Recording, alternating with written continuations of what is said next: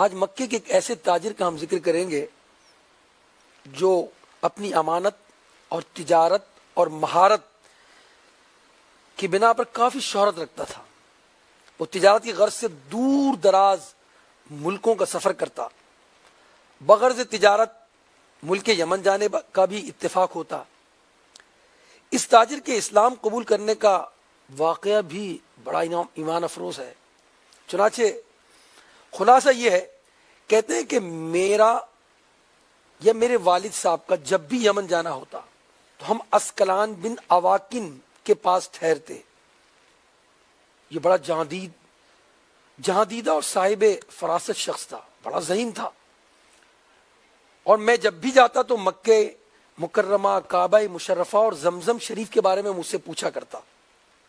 اور مجھ سے ایک سوال دیگر سوالوں میں یہ بھی ہوتا کہ وہاں کسی ایسے شخص کا ظہور ہوا ہے جس کا چرچہ بہت زیادہ ہو، یا کسی ایسے شخص کا ظہور ہوا جو تمہارے دین کی مخالفت کرے. مگر ہر بار میں نفی میں جواب دیتا.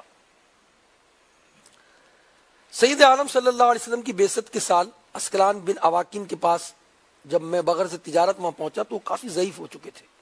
ان کی قوت سماعت اور بینائی بھی متاثر ہو چکی تھی. آنکھوں پر پٹی بندھی ہوئی تھی تو پہچان نہ پائے. بہرحال میرا نسب نامہ پوچھا تو میں نے نسب بتانا شروع کیا. وہ فوراً پہچان گئے اور پھر مجھے کہا کہ تم کو ایسی عجیب و غریب اور اچھی خبر نہ دوں جو تمہارے لیے تجارت سے زیادہ نفع بخش ہو. میں نے کہا کہنے پر وہ کچھ یوں گویا ہوئے کہ گزشتہ مہینے تمہاری قوم میں اللہ نے ایک ایسا نبی مبعوث فرمایا جس کا بہت چرچا ہے، اور وہ اسلام کی دعوت دے گا، حق پر عمل کرنے کا حکم دے گا اور خود بھی حق کا پیروکار ہوگا. باطل سے نہ صرف روکے گا بلکہ اسے جڑ سے اکھاڑ پھینکے گا. اس صاحب فراست بوڑھے یمنی کی باتیں میرے دل میں گھر کر گئیں. میں بڑی بےتابی سے اس نبی کے قبیلے کے متعلق میں نے سوال کیا تو انہوں نے بتایا کہ وہ بنی ہاشم سے ہیں اور تم ان کے رشتہ دار ہو. میری خیرخواہی کرتے ہوئے مجھ سے نصیحت کی اور کہا کہ میرا مشورہ ہے اپنے قیام کو مختصر کرو، جلدی لوٹ جاؤ اور جا کر ان کی تصدیق کے ساتھ تعاون کرو اور ایک امانت میری لیتے جاؤ. امانت کیا تھی؟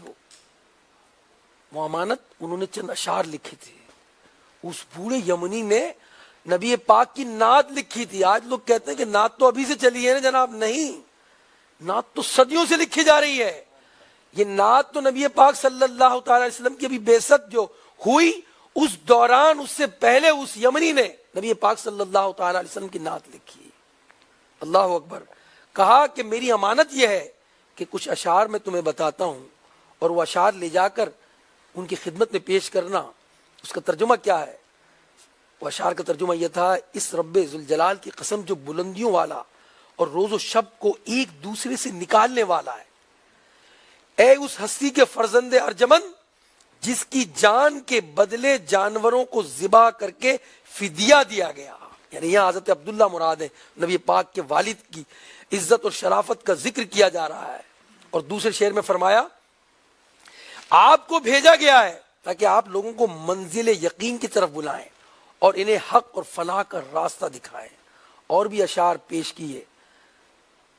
وہ کہتے ہیں کہ میں نے اشعار یاد کیے اور میں نے کاروباری معاملات کو جلد از جلد پورا کیا.